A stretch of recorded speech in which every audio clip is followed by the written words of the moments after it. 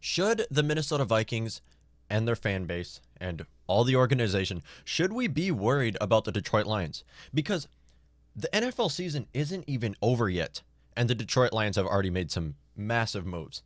Now, the Lions have been the most unsuccessful franchise in all of sports history, or well, all of the NFL history. So I guess you can't say you should really be worried because, of course, they are the Detroit Lions and they're cursed. You can see back here, there's this, we're tracking years since the Lions have won a playoff game. I mean, it's been 29 years.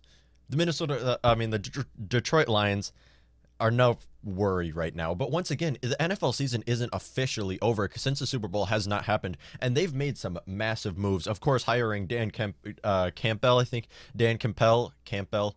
The last name's hard to say. Who was the assistant head coach for the New Orleans Saints for about 5 seasons, and that was some successful 5 seasons. And if you watched his what is it called, a press conference, his head coaching press conference, he looks good for a head coach. He looks and talks like a head coach in the NFL. And the New Orleans Saints have been a successful franchise. I mean, they've won 4 straight NFC South titles. Before those 4 straight NFC South titles, of course, the Atlanta Falcons won, and that was the year they did make the Super Bowl and did blow a massive lead. So 4 straight years, the New Orleans Saints have won the NFC South title, and he's been a part of that. So he looks like a head coach. He looks like he can really turn this franchise around. Now, once again, getting your hopes up for the Detroit Lions fans, they should not have their hopes up. But this trade, this Matthew Stafford and Jared Goff trade, is the best thing to happen to the Detroit Lions franchise since Barry Sanders. The Detroit Lions have been in a rebuild since as long as I can remember, and honestly, this is the best position they are put to rebuild. With all of these future draft picks, now of course 2021 they don't have all the draft picks in the world. They do have their 7th overall pick, but once again, getting that 3rd round draft pick, like, this is huge for the Detroit Lions. With the amount of needs they have coming off of a 5-11 season, they are put in a spot to succeed.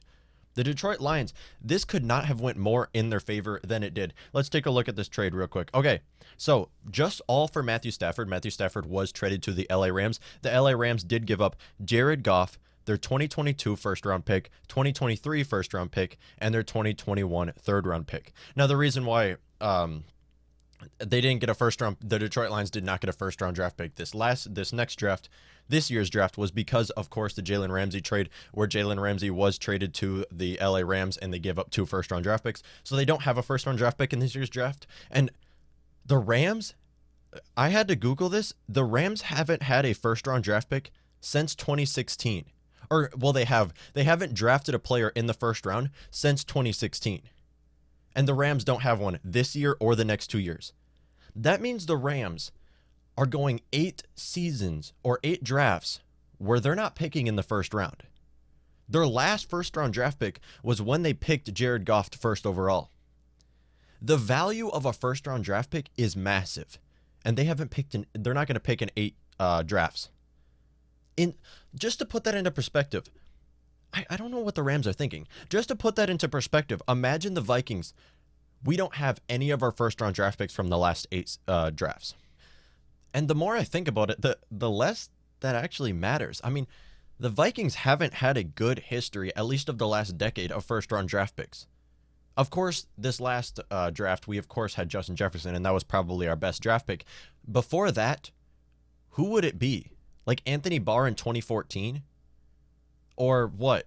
I guess you could put Xavier Rhodes in 2013. I think that was 8 drafts ago since it's 2013.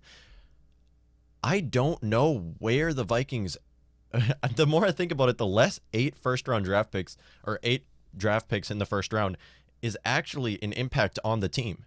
I mean, we've had a lot of bad draft picks. We've had Laquan Treadwell, Mike Hughes. Of course, injuries ruined it. Trey Waynes. Now, I guess that wasn't a terrible draft pick, but once again, it was Trey Waynes.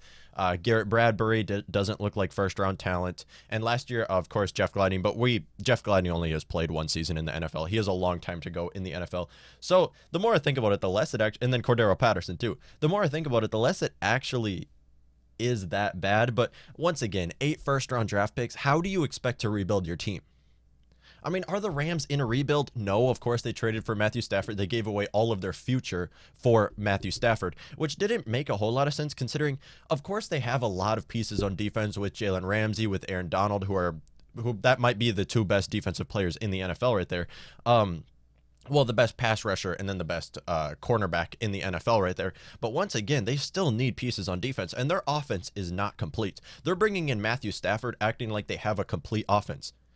Now, of course, they have Cam Akers, who's going into his second season and had a very good rookie season for I think he was a second, third round draft pick. And then, of course, they have Cooper Kupp. They have Robert Woods. Outside of that, they have this new Reynolds guy. I mean, Tyler Higbee at tight end. Like, they need more playmakers on offense. And their offensive line isn't the best in the NFL either. They're bringing in Matthew Stafford, acting like, giving up all of this, acting like he's the only guy they need to make a Super Bowl. They are playing in the toughest division in the NFL. And they're acting like Matthew Stafford is the last piece they need to get to the Super Bowl. I just don't understand the trade for the Rams at all. I don't understand having to give up this much for Matthew Stafford, an injury-prone player. I thought they would just give up possibly Jared Goff and a first-round draft pick. I felt like that would be even trade for both sides. Instead, they gave up an extra first-round draft pick and a third-round draft pick. I just don't see how it got to this point for the LA Rams, considering the Lions wanted to trade away Matthew Stafford. The Lions announced that they are trading away Matthew Stafford. And when you announce that you're trading away a player like that, who doesn't completely say that he wants to be traded, Deshaun Watson, it's a whole different story. When you announce that you're trading away a player like that, you don't have a whole lot of leverage in the trade. So I don't see where they got to the point where they're giving up 2 first-round draft picks, Jared Goff, and a third-round draft pick. I just don't see how it got to this point. But we're going to take a look because the Vikings, we might be scared of the Lions in the future. It takes about 3 seasons to rebuild a franchise. Now, the Lions have been in rebuild for about 20 seasons so far. So, of course, it's a whole different story. But once again, they're bringing in a new head coach. They're bringing in a new quarterback. Now, Jared Goff, he's going to be a transitional guy.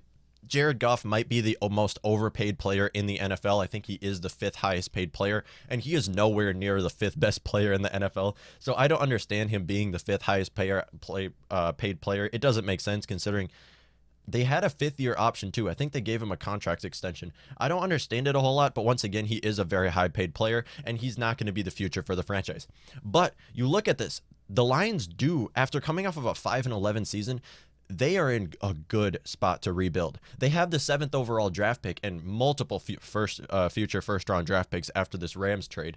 They have the 7th overall draft pick, and they are sitting very pretty at 7 to draft a quarterback. Now, of course, Trevor Lawrence is undoubtedly going number 1. Outside of that, at number 7, there is multiple quarterbacks that they can pick because there's about 4 quarterbacks that are going to go in the first round and should all go in the top 10. That typically how it works is all the good quarterbacks in every draft go top 10. But once again, after Trevor Lawrence goes number 1 to the Jacksonville Jaguars, possibly Justin Fields can be taken at 7, maybe Zach Wilson or Trey Lance. Those are the 4 quarterbacks that are expected to go round 1. If the Lions get any of these guys, they can have them sit behind Jared Goff, who is technically a veteran. I mean, Jared Goff, he is only 25 years old and has a long career ahead of him.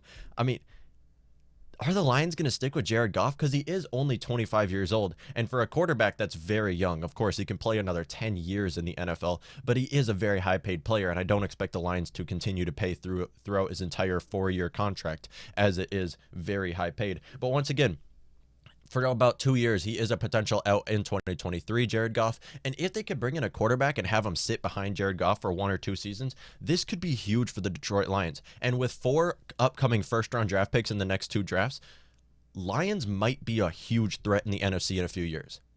And when you look at it, you look at what the Bears are doing, you look at what the Packers are doing, and you look at what the Vikings are doing. Right now, in a few years, all 3 of those teams might not have their starting quarterback right now.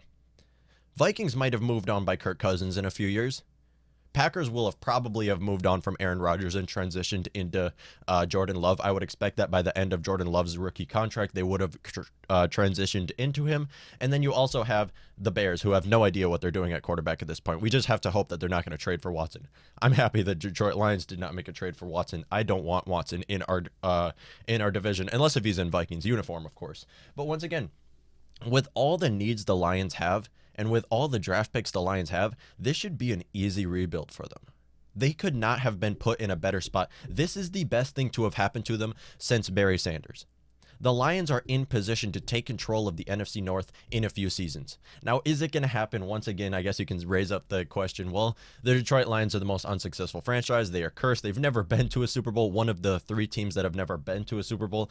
And once again, knowing the Detroit Lions, they will probably mess this up. Jared Goff will probably suffer with an injury, and they'll probably miss on all their draft picks. But again, when you look at it, the Lions, they look scary in a few seasons if they can hit on these draft picks. They don't even have to hit on all 5 of them. They just need a good quarterback. Because the Lions right now, they have a pretty young and improving offense. And their defense was ranked 32nd against total yards allowed and 32nd against points allowed, which is the 2 biggest stats on defense. I mean, you can't allow yards and points, and that's how you lose games.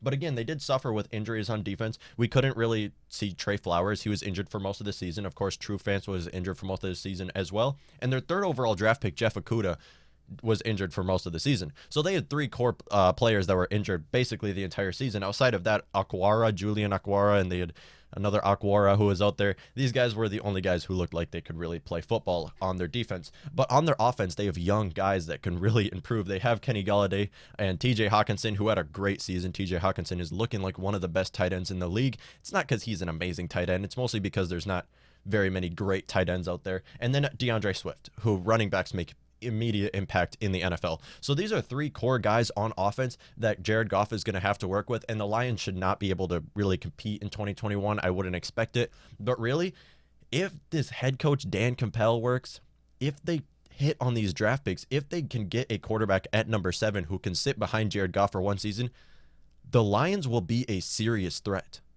They will. Dan Campbell can turn this team around.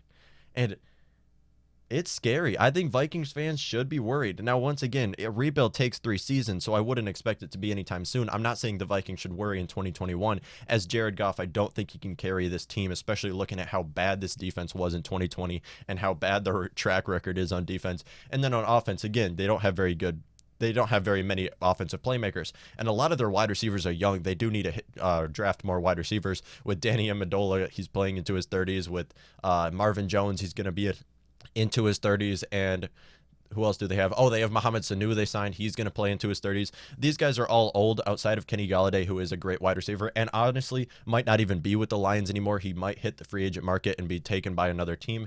I think it's best for him that he does stay with the Detroit Lions, and I think the Lions will do the most they can keep on to Kenny Golladay. But they're going to be a threat in the North. And should we be worried? Again, it is the Detroit Lions, so maybe not knowing them, they're going to screw this whole thing up. But with all these draft picks they have, they cannot be put in a better spot to succeed. And looking at looking at the rest of the NFC North, in a few years, they might not even have their same quarterbacks. They might be in the rebuilding mode. You look at what the Bills did. Bills brought in Josh Allen, traded for Stephon Diggs. They went from bottom, not only in their division, but in the NFL. They went from the bottom 3 teams in the NFL to in control of their division and making an AFC conference matchup, and were the second best team in 2020.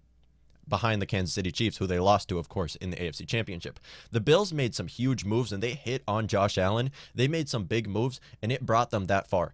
The Lions might do the same thing, as possibly the Packers might fall apart once they move on from Aaron Rodgers. Vikings might even move on from Kirk Cousins, and possibly Mike Zimmer as well, of course. If they move on from Kirk, they're going to move on from Mike Zimmer. And then the Bears, we don't know what's going to happen with the Bears. Their offense just does not look good. And Nick Foles is looking like he shouldn't even be their starting quarterback right now. So this is the best chance the Lions have at making a Super Bowl since Barry Sanders. And it is, I think the Vikings should be worried in a few seasons. I think they should, because Lions are going to build their team to stop the Vikings. They're going to build their team and use these draft picks to stop the Packers. Or did I say Lions? To stop the Vikings. This is going to be scary for the Vikings, but honestly, it's the Lions. I mean, it's the Lions. I don't expect a whole lot from them. Let me know what y'all think.